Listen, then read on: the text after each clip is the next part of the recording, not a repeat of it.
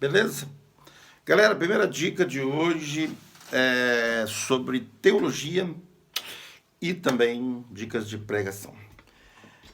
Bom, nesses 25 anos de experiência de pregação, eu estou tendo a oportunidade agora de estudar teologia e como é maravilhoso você fazer esse anexo da teologia com a experiência pregada de 25 anos atrás.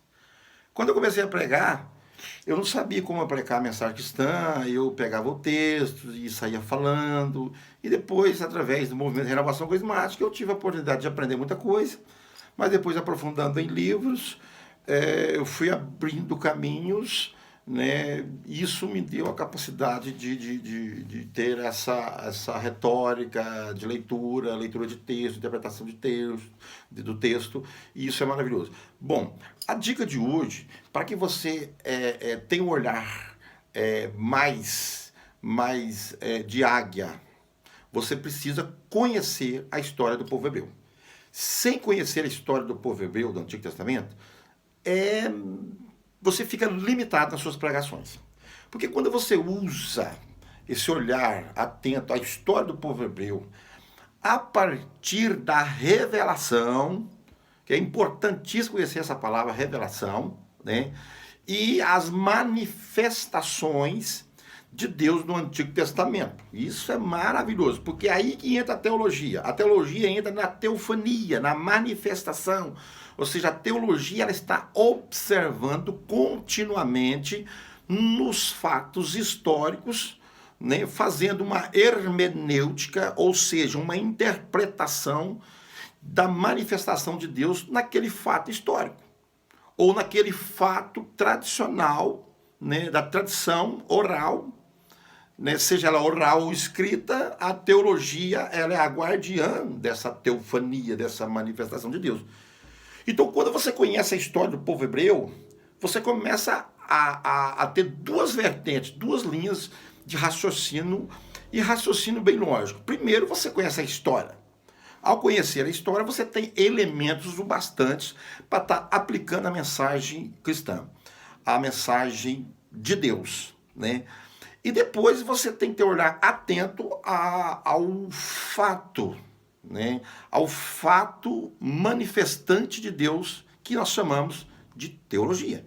Isto você, quando você une essas duas realidades, né, no olhar, no texto ou no livro, você consegue rapidamente captar a ideia do escritor, né? Os textos, as perícopes, por exemplo, e você consegue ter uma amplitude na abordagem do anúncio que você vai fazer. Então, a primeira dica que eu quero dar para vocês é o seguinte: ao ler qualquer texto da Bíblia, né? Ah, mas o Novo Testamento. O Novo Testamento, ele é nada mais, nada menos do que o cumprimento da promessa do Antigo Testamento, porque o Antigo Testamento já começava a falar de boas novas. A palavra, por exemplo, evangelho, uma palavra cultural, né, que vinha de boas novas, ou seja, os guerrilheiros, Roma, por exemplo, os imperadores, já usavam a palavra evangelho. A palavra evangelho quer dizer boas novas, novas conquistas. Então, os escritores também fez essa analogia e incorporou, né, o Cristo como uma boa nova. Ele é uma nova conquista, um novo reino. Jesus sempre vem falar do novo reino.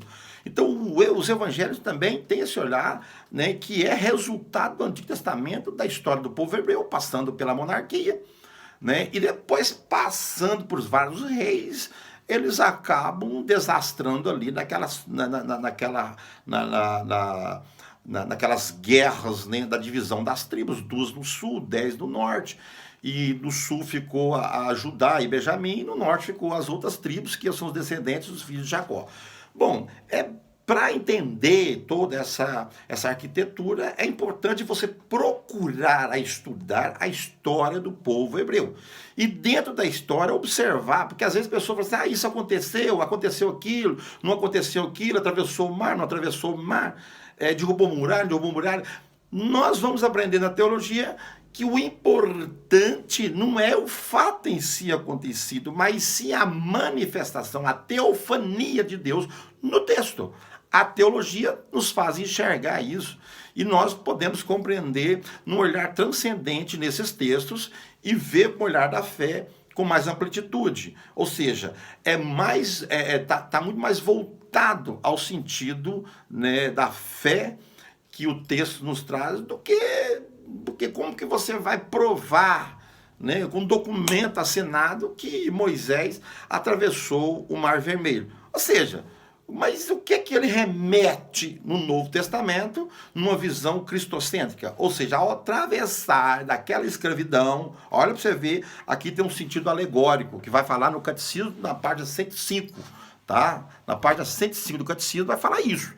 Então, ou seja, quando você observa que os judeus, o povo hebreu, ao atravessar o mar, ali tem um sentido alegórico, ou seja, sair da escravidão para uma vida livre, atravessar, né, esse êxodo, isso remete a Cristo quando ele nos tira da morte para a vida, ou seja, esse é o olhar teológico.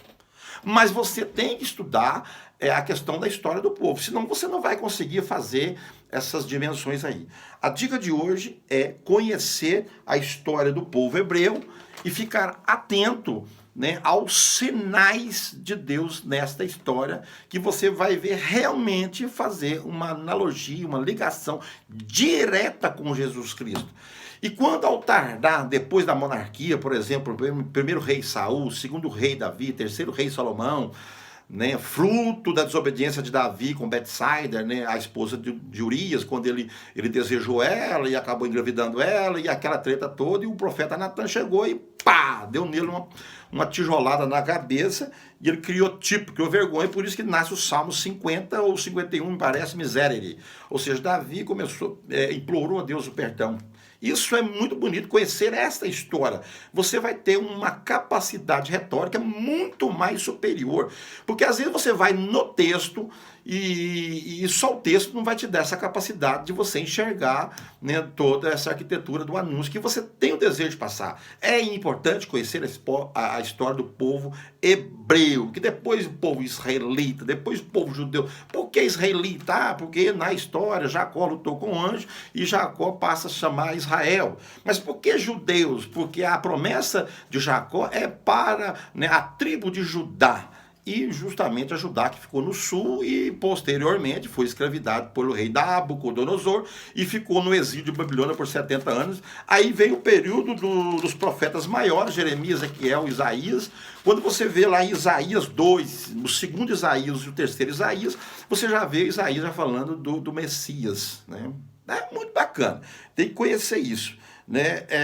Outra coisa importante é conhecer que a revelação do Antigo Testamento está ligada ao Shema, né? Ou seja, ouvir. Deus se manifestava e eles ouviam com o coração. Já no Novo Testamento, a revelação é a materialização da revelação. O Cristo chega até nós. O Cristo vem até nós. Ele é a promessa. Ele é a plenitude da revelação. Eu estou aqui, eu sou Deus. Eu sou o caminho, eu sou a verdade, eu sou a vida. João 14, versículo 6. Se você ler João 14, João 15, João 16, João 17, você vai ver uma catequese de Jesus sobre o Espírito Santo, sobre a pessoa dele, bem, né, voltada a esta questão do juízo, do Espírito Santo. É muito bacana. Então, primeira dica teológica é observar no texto a manifestação de Deus. Segunda dica de pregação, conhecer a história do povo hebreu. Deus abençoe. Até